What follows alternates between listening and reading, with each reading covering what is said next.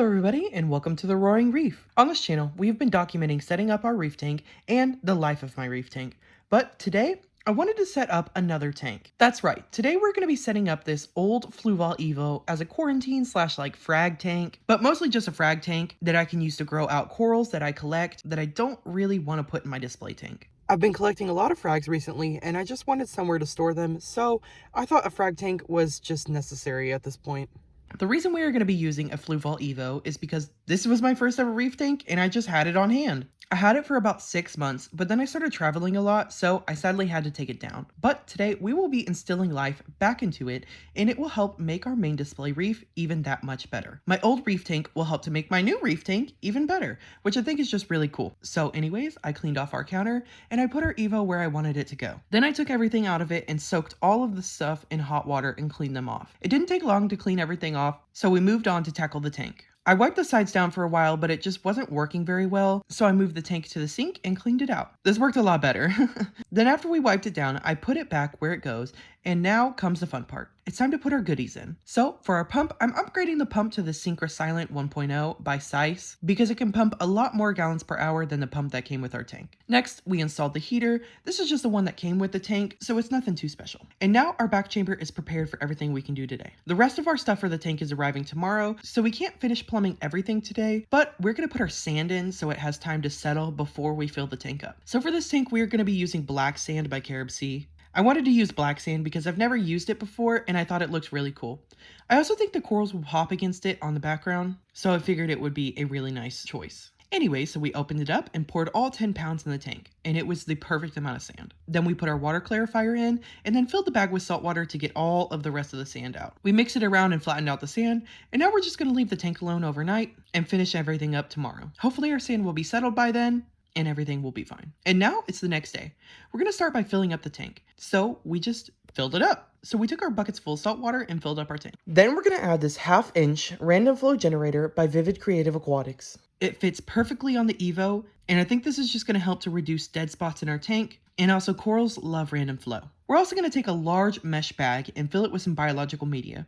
For some of the biological media as well, I have been planning on making this frag tank for about a few weeks now. So about a week ago, I put this basket full of biological media into my kind of already established reef tank. So I think that'll just help this Evo to be able to maintain our tank a little better. I don't plan on having much rock in this tank, so we're gonna completely stock the back of this tank with biological media. That way it can hold the cycle whilst I'm moving out frags and moving everything out, because everything is going to come and go out of this tank a lot. So we completely filled our middle chamber with biological media, and about half of our biological media is from an established reef tank. Next, we're going to add this InTank medium basket, and we're just going to put that in our first slot. In this basket, we're also going to add some Chemi Pure Blue and some more biological media down in the bottom. We're also going to top the basket with some filter floss. This is just going to help to stop things from getting into our back chamber and to keep everything nice and clean. And now our tank is complete. We're going to plug it in and get things flowing. And after letting our tank cycle for a few days, I moved our frags that we've collected over the past couple weeks into the tank on these super cool little frag holders by the Printed Reef. I also moved all of our zoas onto their own designated little frag rack over here on the side of the aquarium. I'll leave an Amazon link to everything I've shown in this video down in the description, by the way, just so if you want to pick up some of these frag holders for yourself, you can. Anyways, our corals are looking super cool in here, and I hope they do really well. While setting up this tank, I was dosing this tank with Microbacter 7, religiously as well, so I think this tank will be able to handle any fish we put in it. So after letting our tank cycle for a little while and letting it chill out, we're going to start off by adding this adorable little green clown war paint goby and an African pseudochromis, or also known as a neon dottyback. We're also going to be adding this new clownfish my fiance brought home in here for a little while to quarantine. My fiance's a little trigger happy with bringing home new fish ever since I decided to set up this frag tank, but we're going to have a little talk about it. I did make a deal with my fiance though that as long as I was able to set up this frag tank, he was able to pick out the fish that are going to live in here permanently to keep the cycle. So I guess it's a win-win and we both got a little something out of the bargain. I do love these fish though anyway, so I'm not mad at all. And gobies are definitely one of my favorites. They're also his favorites. So I think he made some really good choices. Once we had the fish in the tank for a little while, we decided that they needed something to sit on besides the corals and the frag racks. So we decided to make them this little rock arch.